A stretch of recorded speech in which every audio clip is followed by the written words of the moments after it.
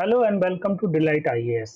NCERT summary course में मैं अनुराग आप सभी का स्वागत करता हूं। 7th क्लास की पॉलिटी की एनसीईआरटी में यह हमारा अगला चैप्टर है, चैप्टर 5, जिसमें हम औरतों ने बदली दुनिया टाइटल है, जिसमें हम औरतों के बारे में हम बात करेंगे, उनकी जीवन में क्या समस्याएं रही हैं और किन किन कुछ केस स्टडी के माध्यम से समझेंगे कि किस तरह औरतों ने अपनी दम पर जो है दुनिया में अपनी उपलब्धियां हासिल करी हैं। पिछले लेक्चर में मैंने बताया था कि औरतों या लड़कियों के बारे में कि उनको शिक्षा अधिकार नहीं है, उनका जो जीवन होता है वह कमतर आंका जाता है। मीन्स उनके द्वारा जो काम किए जाते हैं उनका महत्व कम है, उनका मूल्य कम है। जैसे कि उदाहरण के तौर पर हम अपने घर में माँ को देख लें, मदर है आपकी, चाची है और भी अन्य जो महिलाएं हैं घर में, उनके काम को बहुत कम वैल्यू दी जाती है।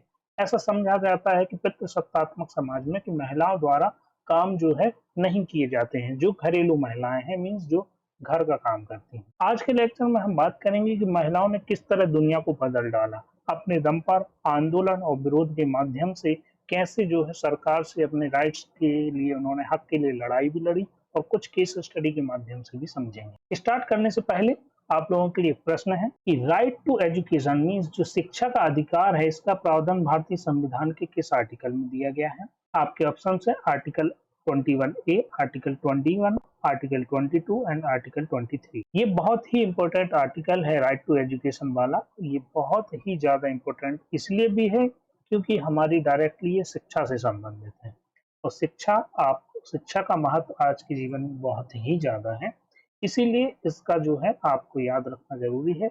इसका आंसर मैं आप लोगों को वीडियो के अंत में बताऊंगा। अध्याय में बात की जाती है, एक क्लास में रोजी मैडम है, उन्होंने 30 बच्चों की क्लास में एक सर्वे कराया। उन्होंने कहा कि इन इन व्यक्तियों के आप लोग चित्र बनाइए कि यह पुरुष होंगे या महिला होंगे। इस आधार पर उन्होंने जो सर्वे कराया, उन्होंने जो बच्चों ने चित्र बनाए, उनमें इस प्रकार के रिजल्ट देखने को मिलते हैं, जिनमें आप देख सकते हैं कि जो शिक्षक हैं वह महिलाएं ज्यादा हैं। एक बच्चों की बात हो रही है यहाँ पर, मिल मजदूर या किसान है तो इनकी संख्या पुरुषों की ज्यादा है। नर्स की यदि बात करूं तो टोटल महिलाओं का एक जो है चित्र बनाया गया सभी लोगों द्वारा। साइंटिस्ट या पायलट जो है एक पुरुष हो सकते हैं। तो ये जो एक अभ्यास करा रहा है, उसका ये परिणाम इस प्रकार से रहे हैं। इससे क्या समझ में आता है? इससे ये समझ में आ जाता है कि जो अधिकांश बच्चों ने जो नर्स के लिए महिलाओं के और पायलट के रूप में पुरुषों के चित्र बनाए हैं, इससे ये समझ में आ जाता है कि घर के बाहर कुछ महिलाएं कुछ खास तरह के काम कर सकती हैं जो कि पुरुषों से बेहतर कर सकती हैं, जैसे कि हमारे लिए एक नर्स हो गया। और ये जो उनका काम है, ये घर में जो वो देखभाल का काम करती हैं, जो एक तरह से केयर वाला काम होता है, वो चूंकि ये समझा जाता है कि महिला बहुत अच्छे तरह से कर सकती हैं, इसीलिए एक जो इमेज हमारे दिमाग में बनती है और बच्चों के दिमाग में बनी है, वो महिला के रूप में एक नर्स की बनी है। वहीं एक जो पायलट हो गया, जो किसान हो गया, या जो वैज्ञानिक वाले काम हो गए, तकनीकी काम हो गए, वह महिलाओं की अपेक्षा पुरुष अच्छी तरह से कर सकते हैं। एक ऐसी इमेज बच्चों के माइंड में बनी हुई है। फिर यहाँ पर समझ में आता है कि जैसे उदाहरण के लिए माने कि महिलाएं अच्छी नर्सें हो सकती हैं क्योंकि वे सहनशील और विनम्र होती। मैंने बताया कि केयर ज्यादा अच्छे से कर सकती हैं, इसीलिए एक जो हमारे चित्र इमेज बनती है महिलाओं की, तो वो एक बहुत अच्छी नर्स बन सकती हैं, क्योंकि इससे हम परिवार में स्त्रियों की जो भूमिका है उससे मिलाकर देखा जाता है। इसी प्रकार से माना जाता है कि विज्ञान के लिए तकनीकी दिमाग की जरूरत होती है और लड़कियां और महिला तकनीकी कार्य करने में सक्षम नहीं होती हैं। इसीलिए जो हमारा पायलट हो गया या ट्रेन का जो ड्राइवर हो गया, वह सामान्यतः देखा जाता है कि ये पुरुष के काम है, महिलाओं के काम नहीं है। लेकिन कुछ ऐसी भी बातें हैं कि भाई अनेक लोग इस प्रकार की जो रूढ़िवादी धारणाओं में विश्वास करते हैं। ऐसा देखा जाता है कि लड़कियों को डॉक्टर या इंजीनियर बनने के लिए अध्ययन करने और प्रशिक्षण लेने के लिए वह सहयोग नहीं मिल पाता जो लड़कों को मिलता है। सामान्यतः देखा जाता है, आप अपने ही परिवार में देख लीजिए, यदि आपके भाई बहन हैं और बड़ी बहन है, तो मैं अपना ही यदि एग्जांपल बताऊं तो मेरी सिस्टर, उनको मौका नहीं मिला लेकिन मुझे ऐसा मौका मिला जो मैं आगे की पढ़ाई कर पाया। तो सामान्यतः ये देखा जाता है कि जो घर में बहन होती है उनको पढ़ाई के मौके कम मिलते हैं और जो लड़के होते हैं उनको पढ़ने के मौके अधिक मिलते हैं।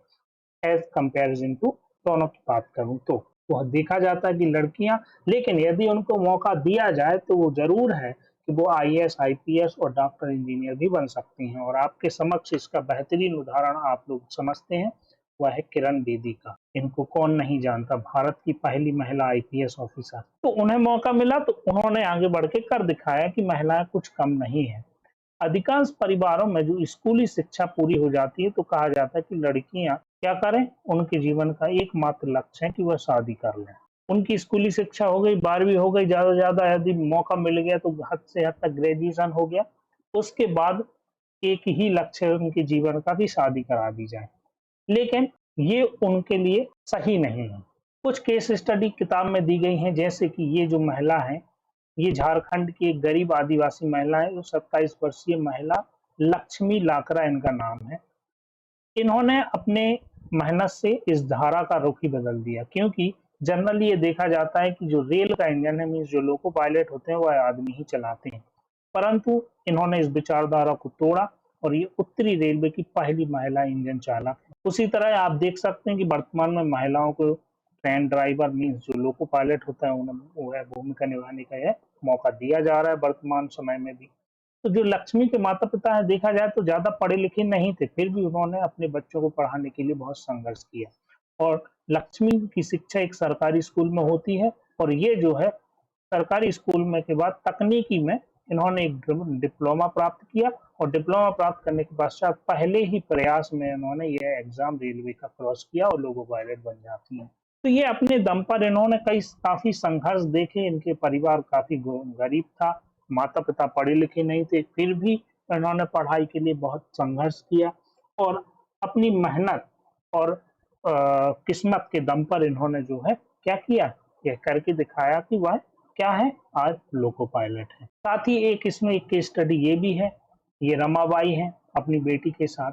ये महिला शिक्षा की योद्धा है, जो कभी स्कूल नहीं गई हैं, परंतु उन्होंने अपने माता पिता से पढ़ना लिखना सीख लिया। सामान्यतः देखा जाता है कि एक कुम्हार का बेटा है तो कुम्हार है, लोहार का बेटा है तो लोहार है। तो इन्होंने भी अपने माता पिता से वही सीखा जो इनके माता पिता को आता था। तो इन्हें पंडिता की उपाधि दी गई। क्यों? क्योंकि उस समय वो संस्कृत पढ़ना लिखना जानती थी, और ये उस समय के लिए औरतों के लिए बहुत बड़ी उपलब्धि थी, क्योंकि जहाँ ये को लड़कियों को या महिलाओं को पढ़ने लिखने का अधिकार या उतना मौका नहीं मिलता था। ये उस समय की बात है, 1989 मीन्स 19वीं शताब्दी की बात है। उस समय ये संस्कृत पढ़ना और लिखना जानती हैं, ये बहुत बड़ी उपलब्धि है उनकी। फिर एक बात ये आती है कि 1898 में उन्होंने पुणे के पास खेड़ गांव में एक मिशन स्थापित किया रमाबाई के नाम से, और वहां पर विधवा स्त्रियों, गरीब औरतों को पढ़ने लिखने और स्वतंत्र होने की शिक्षा दी जाती थी। इस तरह से ये बहुत ही सौभाग्यशाली है रमाबाई। इन्होंने ये जो पंडित रमाबाई मुक्ति मिशन, ये जो उनका है, ये यहाँ पर इन्होंने स्थापित किया था खेड़ गांव में। और वहीं पर पास में ही उन्होंने एक ये लकड़ी से चीजें बनाने, छापा खाना चलाने जैसी जो कुशलता ये महिलाओं को वहां पर सिखाती थी। वर्तमान में भी लड़कियों को कम ही ये सब सारी चीजें सिखाई जाती हैं। तो एक तरह से महिलाओं में स्किल डेवलपमेंट वाली जो शिक्षा है, ये उस समय 19वीं शताब्दी में रमाबाई द्वारा दी जा रही थी। तो ये बहुत बड़ी उपलब्धि है, और इन्होंने महिला शिक्षा के लिए जो कार्य किए बहुत ही ज्यादा सराहनीय है। बात समझ में आ रही है यहाँ तक? फिर इसके बाद वर्तमान समय में जो शिक्षा और विद्यालय की बात आती है, तो इसमें 2011 की जनगणना के आंकड़े हैं, जिसमें कहा जाता है कि जो पुरुषों की तुलना में जो महिलाओं की शिक्षा का प्रतिशत है, जैसे पुरुषों का जो प्रतिशत है वह 82% साक्षर है, लेकिन जो महिलाएं की बात करें तो यह 65% ही है। तो इससे ये समझ में आता है कि पुरुषों और महिलाओं दोनों के बीच में जो अनुपात है ये काफी बढ़ गया। देखो 1961 की जो जनगणना थी, 1961 की जनगणना थी, वहां पर जो पुरुषों का साक्षरता थी वह 40% थी, लेकिन जो महिलाओं की साक्षरता थी वह केवल 15% थी।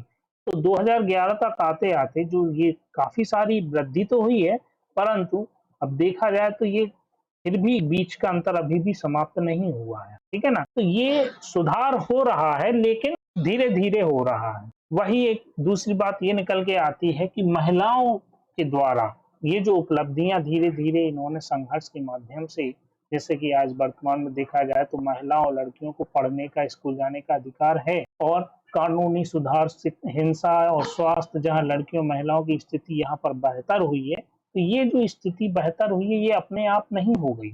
इसके लिए औरतों ने व्यक्तिगत स्तर पर और आपस में मिलकर इन परिवर्तनों के लिए संघर्ष किया है और कई प्रकार के जो आंदोलन है, हड़ताल करी है, जुलूस निकाले हैं, इस प्रकार की चीजें इन्होंने सामूहिक रूप से करी हुई हैं। और इस सब कार्यों में कुछ पुरुषों का भी योगदान उसमें रहा है, उनका समर्थन रहा है। तो इसका परिणाम क्या देखने को मिला? भाई हमने पहले बताया था कि जो सफरेज आंदोलन हुआ था, सफरेज मूवमेंट जिसे कहा जाता है, ये क्यों हुआ था? महिलाओं के लिए वोटिंग का राइट देने के लिए। इसी आंदोलन का परिणाम था कि 1920 में अमेरिका में और 1928 में, जो कि मैंने बता चुका हूँ, ब्रिटेन में महिलाओं को वोट देने का अधिकार मिल गया। यदि मैं भारत की बात करूं तो 2006 में जब घरेलू हिंसा से पीड़ित महिलाओं के लिए आवाज उठाई गई तो 2006 में इसके लिए एक अधिनियम बना दिया गया। फिर एक बात आती है कि 1997 में सर्वोच्च न्यायालय ने कार्य के स्थान पर और शैक्षणिक संस्थानों में महिलाओं के साथ जो यौन प्रताड़ना, यौन अपराध होते थे, उनसे उन्हें सुरक्षा प्रदान करने के लिए दिशा निर्देश भी जारी किए गए।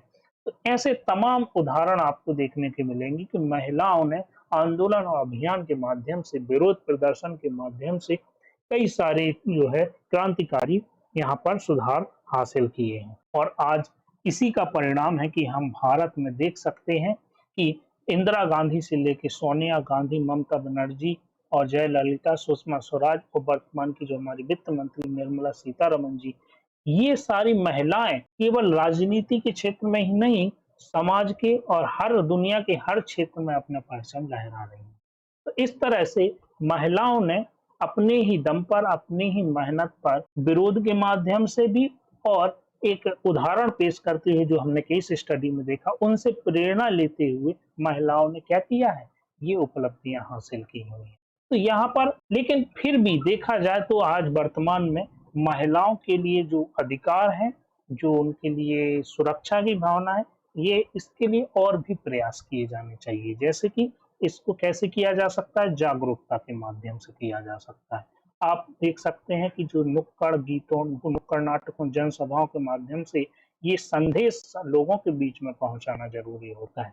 और साथ ही साथ महिला आंदोलनों में ये जो यदि किसी कानून अथवा नीति द्वारा महिला आंदोलन ऐसे उल्लंघनों के खिलाफ आवाज उठाता है तो लोगों का ध्यान खींचने के लिए रैलियां, प्रदर्शन भी ये काफी असरदार कारक तरीके हो सकते हैं, ताकि महिलाओं के प्रति जो सम्मान है, जो महिलाओं के लिए जो अधिकारों की बात आती है, तो उसके लिए लोगों के अंदर एक जागरूकता, एक प्रेरणा जागृत हो सके। ठीक है, तो यहाँ पर हमारा जो है लेक्चर पूरा कंक्लूड होता है, क्योंकि महिलाओं ने जो दुनिया में परचम लहराया उससे संबंधित था, उनके संघर्षों को लेके था। वापस आ जाते हैं हम अपने प्रश्न पर। प्रश्न मैंने पूछा था कि जो शिक्षा का अधिकार है वह हमारा राइट टू एजुकेशन भारतीय संविधान में किस आर्टिकल में इसका वर्णन है? इसका जो आंसर है आपका आर्टिकल 21A है। यह 86वां संविधान संशोधन के माध्यम से इसमें जोड़ा गया था। पहले यह मूलतः संविधान में नहीं था, परंतु 86वें संविधान संशोधन के माध्यम से यह भारतीय संविधान में मूल अधिकारों में जोड़ दिया गया, शामिल कर दिया गया। ठीक है, इसको याद रखिएगा, बहुत ही इंपॉर्टेंट आर्टिकल है। ठीक है ना, यहाँ तक हमारा लेक्चर होता है कंक्लूड। यदि आप लोगों को इस वीडियो की आपको पीडीएफ चाहिए तो आप लोग टेलीग्राम चैनल राइट IAS को ज्वाइन कर सकते हैं, और यदि आपको ये वीडियो पसंद आते हैं तो आप यूट्यूब चैनल को सब्सक्राइब कीजिए और वीडियो को लाइक और शेयर भी कीजिए। आज के लिए इतना ही। Thank you very much.